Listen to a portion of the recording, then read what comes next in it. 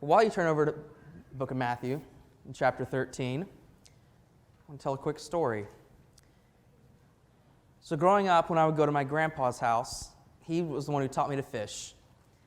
And every year, he would go out and he would collect the year's worth of catfish. He would collect it, harvest it, and then freeze it. But to do that, he went through a special preparatory kind of pattern. He would set up a trout line across the pond with multiple hooks dangling down with live bait on it. And what's important, though, is how he got the live bait. He would go out and he'd put some frozen corn in a big trap. And he would let that sit in the water near the bank for a day and a half. He'd always bring me out with him because I played an important role for this.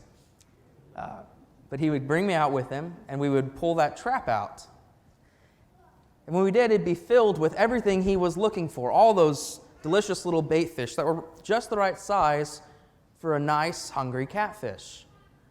But also in that trap were things he didn't want.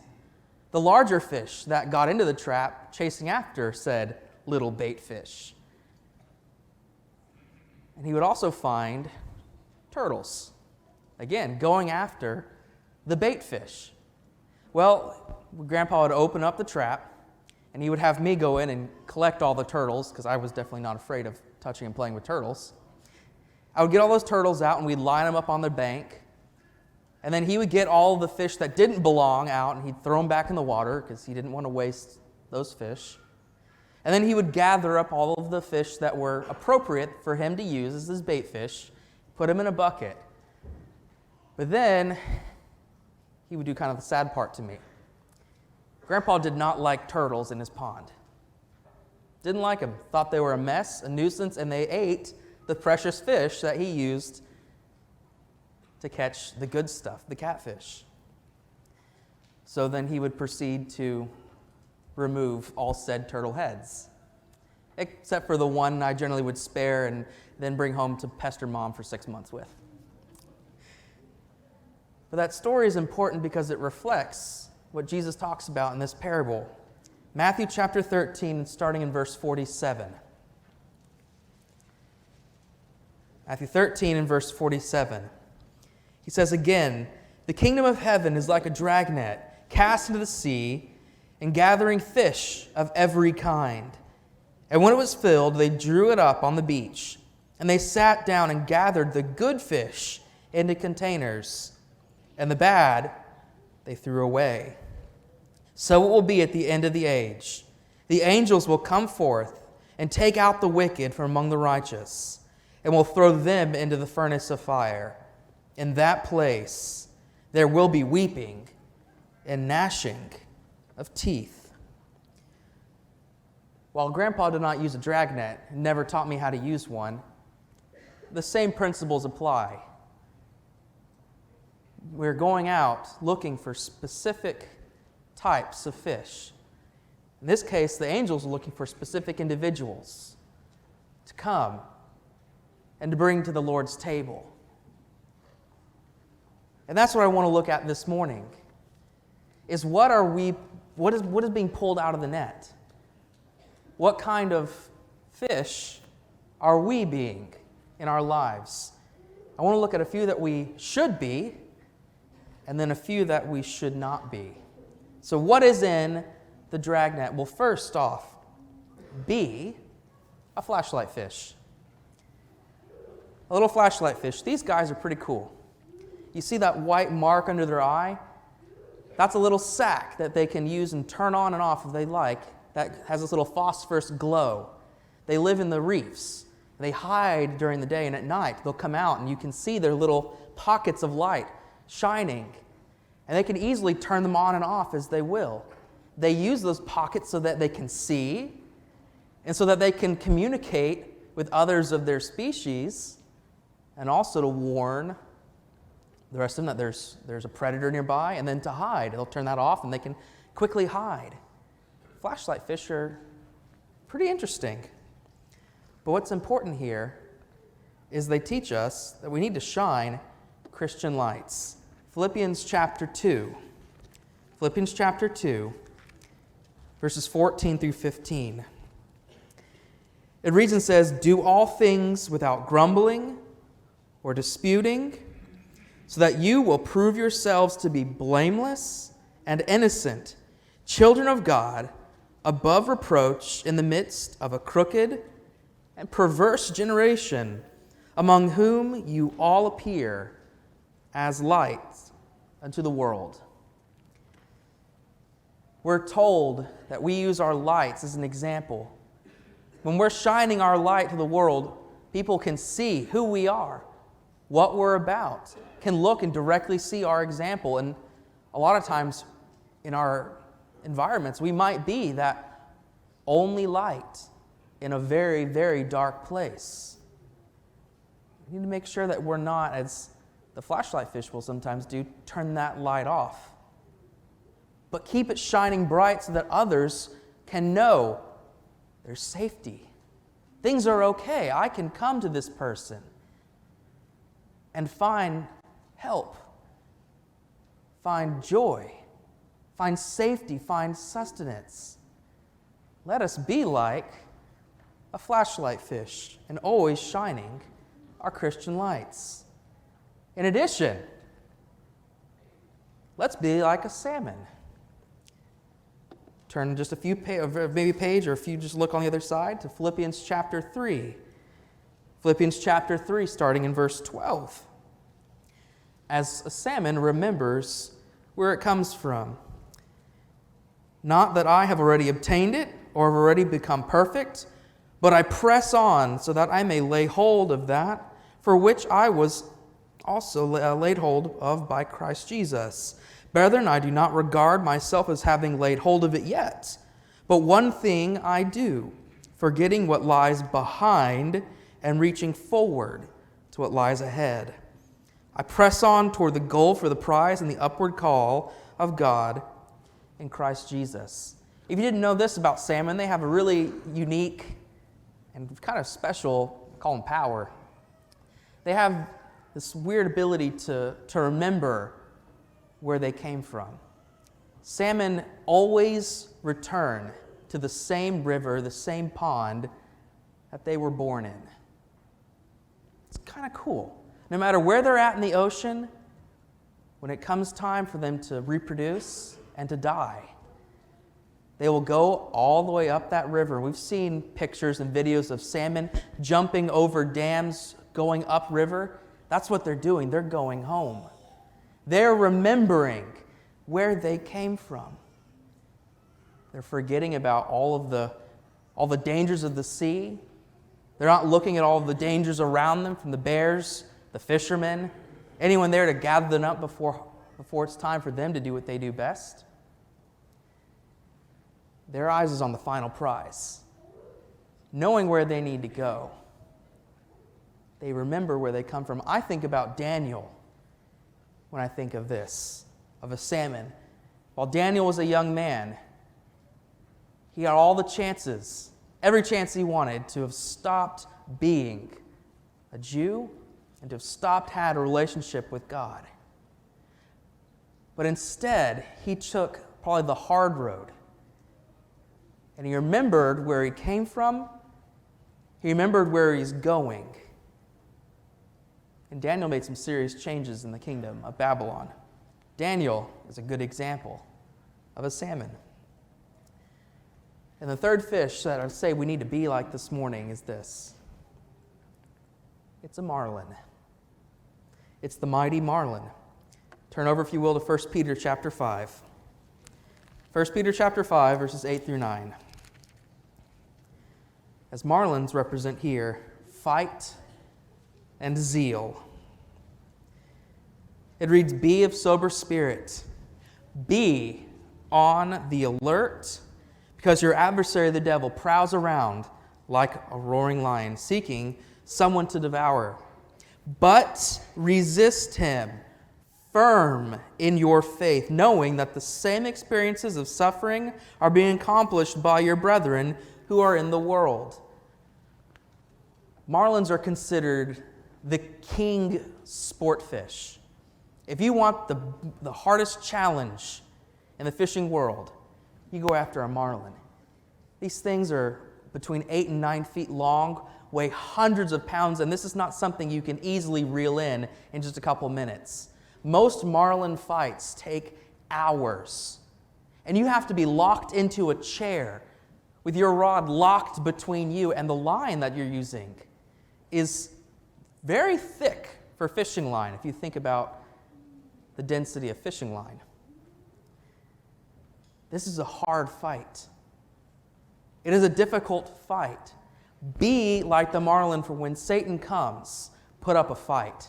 Stand your ground. Carry the zeal with you to stand strong and to not let him have an easy battle like it is with reeling in most other sport fish. When I think of a marlin, I think of Stephen. I think of the deacon Stephen as he stands before the entire Sanhedrin proclaiming the Lord Jesus, telling them of their history, reminding them of the things they've done, of who they put on the cross, and his stand for zeal. They can't stand it. And they stone him to death because he puts up an indisputable argument, proof that they can't and do not want to look at. And as he's dying, he looks up and he sees the Lord standing before the throne, looking down on him with joy in his eyes. Because Stephen put up a fight, and Stephen carried the zeal of Christ in his life. Let's be like the flashlight fish, shining your Christian lights. Let's be like a salmon, remembering where we come from and where we're going. Let's be like a marlin, which puts up fight and has a zeal for the Lord. These are 3 fish we should be like, characteristics that we need to carry on. So let's look at a few that we probably shouldn't have, probably shouldn't characterize with. So let's not be like, first, a snapping turtle.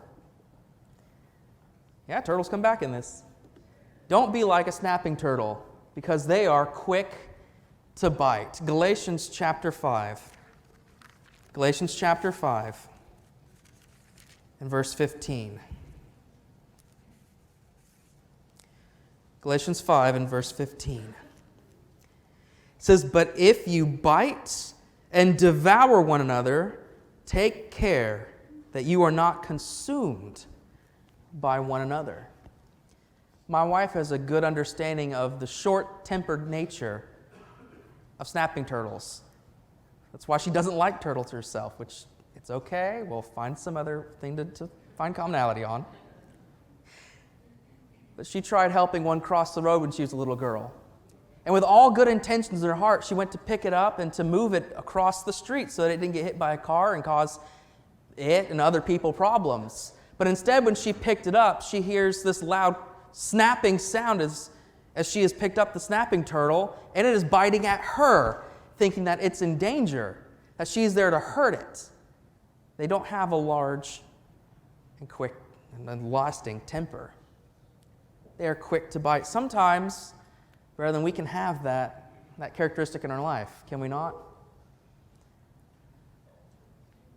We're supposed to love and care for one another, have everlasting patience, but that's sometimes hard to do when someone begins to grind your gears because, well, you don't maybe click on a personality level. But yet we need to make sure and hold back our temper. Be careful not to bite and devour one another with our words and with our actions. When I think of a snapping turtle, I think of Cain. We should be familiar with that story of Cain, of how quickly he lost his temper and devoured his own brother with his anger. Because Cain felt slighted by God, because God liked and approved Abel's sacrifice and not his. And Cain let his temper and his quick nature to react and to bite ruin what probably was a wonderful relationship that he had with his brother, with his parents, probably a great relationship he had with God up until that point. But because his short fuse, because he let his anger and his temper dictate his life and his actions here, it cost him everything. And it ended up costing all of his family in the end. Because the only survivor from the original generations was Noah after the flood, who we know was not a descendant of Cain. Let's not be like a snapping turtle, one who is quick to bite and to react rashly. Let us also not be like a jellyfish. Don't be like a jellyfish who has no backbone and who is easily persuaded. Galatians chapter 2. Galatians chapter 2 and verse 11 through 13. It says, "But when Cephas," that is Peter, "came to Antioch, I opposed him to his face because he stood condemned. For prior to the coming of certain men from James, he used to eat with the Gentiles. But when they came, he began to withdraw and to hold himself aloof, fearing the party of the circumcision. And the rest of the Jews joined in with him in hypocrisy, with the rest that even Barnabas was carried away by their hypocrisy." Jellyfish have no bones. They have no direction. They go really where the current takes them. And they're easily persuaded by that current. But there's something else about jellyfish. If you look and see those little tendrils that hang under them, in those tendrils are very fine, in fact, you can see a few of them on the very top, very fine little stingers that carry a surprisingly amount of painful poison. If you've ever experienced a jellyfish sting, which I have, and I think my cousins have experienced that too before, it is not a pleasant experience. For something that's so little, it's about the size of a pinhead, it hurts a lot. And there's not many easy remedies to get rid of that pain. But that's the poison that we see what happened there with Peter. Peter had, it seems, no backbone when it came to the rest of the Jews. And yet he had a little bit of negative impact, a little bit of poison that came with those long tendrils, because his hypocrisy and his actions, it not only affected him, it affected all of the rest of the Jews that were there that kept meals, that were spending time with the Galatians and the Gentiles there. And it even impacted and affected Barnabas, Paul's partner in so many of his journeys and his walk, a man who helped us to bring Paul to doing what he's supposed to do. It affected him and persuaded him to start acting in an unright manner. Don't be like the jellyfish, which carries no backbone. Stand firm in your faith. Have that zeal. Have that fight that the marlin has. Don't be like the jellyfish. Let's also not be like a clownfish, who are easily frightened and are quick to hide. 2 Timothy chapter 1. 2 Timothy chapter 1 and verse 7. 2 Timothy 1 and verse 7. It says, "For God has not given us a spirit of timidity, of timidness, but of power and love and discipline." I think almost everyone here has seen the movie Finding Nemo. We've seen it. Most of our kids have seen it. It's a pretty family-friendly movie. Well, the father clownfish, Marlin actually is ironically his name, has this spirit of timidness. He's easily frightened. He's quick to hide. he gets that nature because of some horrible things that happened to him in his life, but this is the perfect example we're looking at of how he let his timidness and his need to hide and easily frightened, it dictated how he raised his son and dictated how he lived his life. But God has not given us a spirit of timidness. He's given us so many more things: power, hope, love, and a path to reach Him with all of those so that we can spend time for eternity with Him in heaven. We shouldn't be easily frightened by the things of the world. It's a passing glance. It's a short blip in the scope of life. We sing the song, "I'll Fly Away."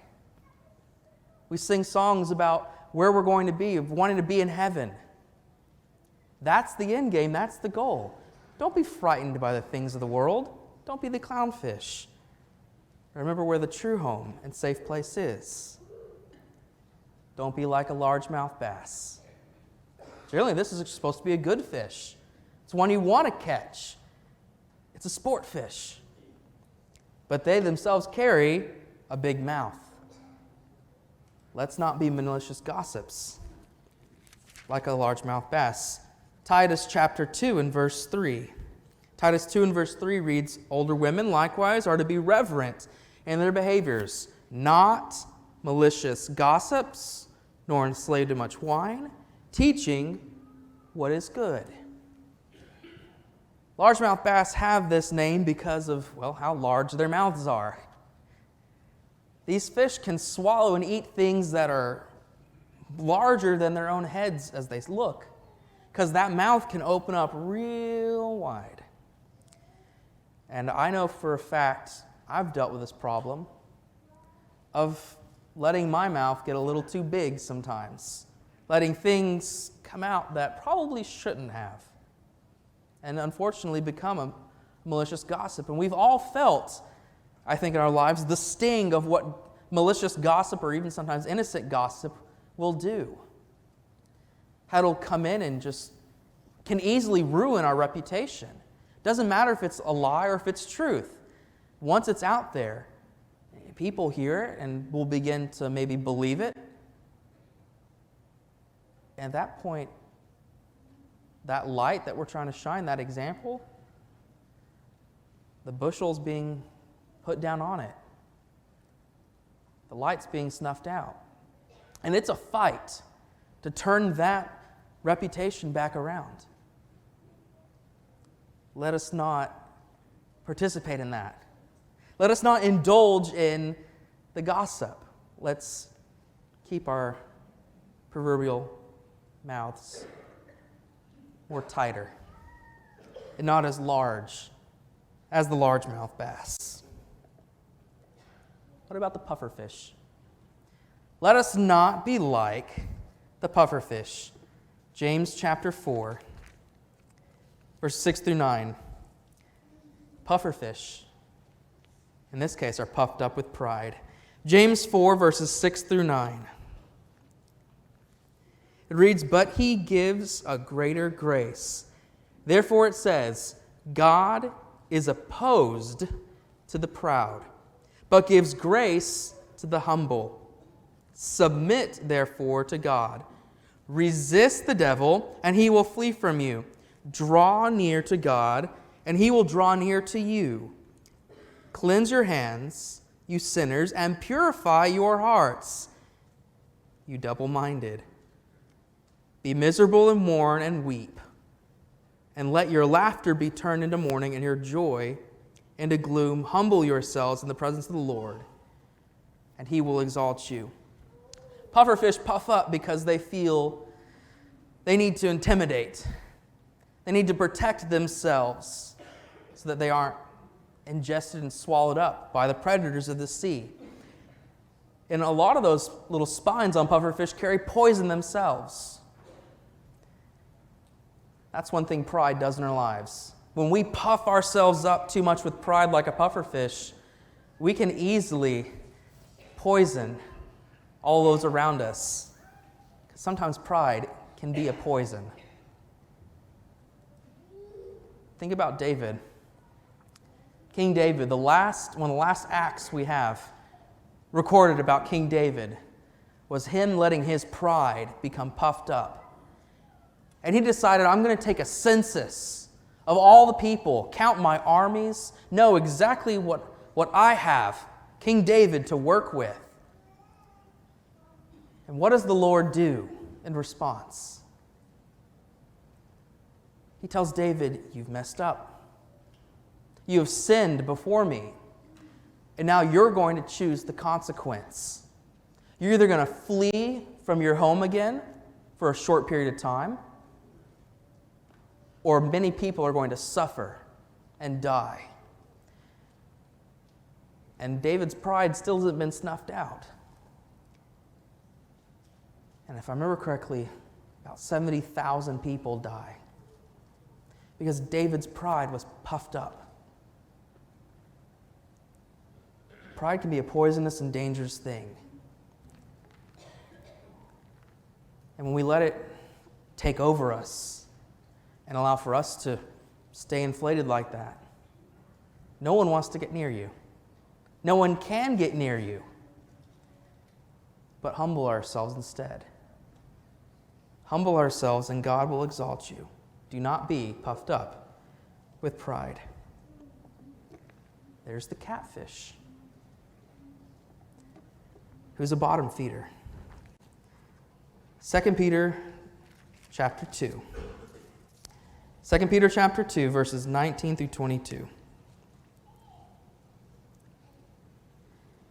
Promising them freedom, while they themselves are slaves of corruption. For by what a man is overcome, by this he is enslaved.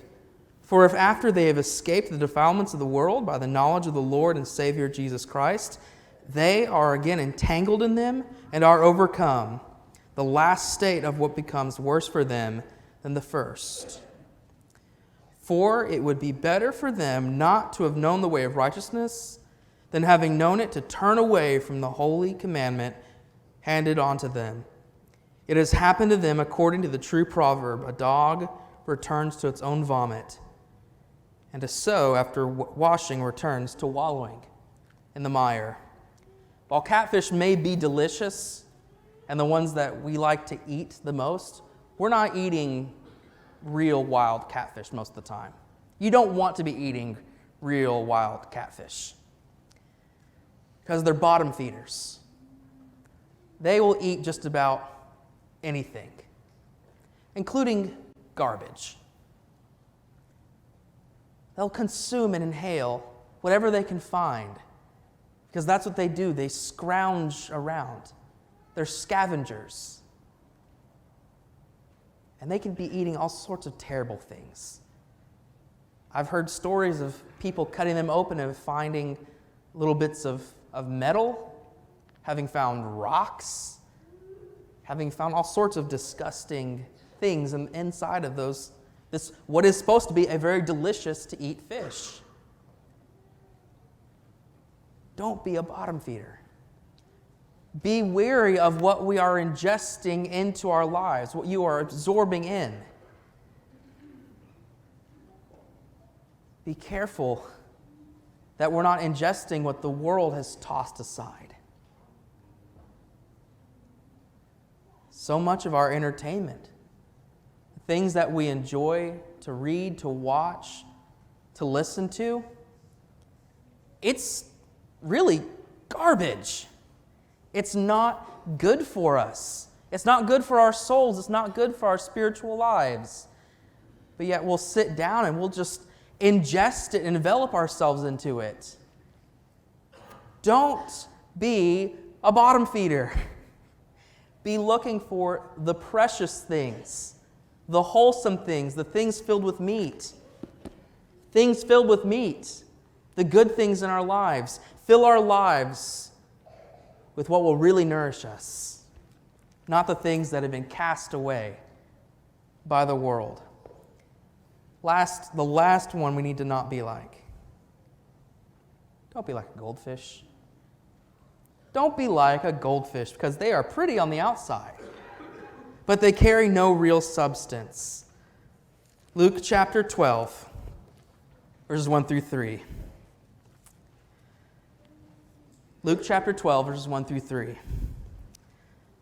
Under these circumstances, after so many thousands of people had gathered together that they began stepping on one another, he began saying to his disciples, first of all, beware the leaven of the Pharisees, which is hypocrisy. But there is nothing covered up that will not be revealed, and hidden that will not be known.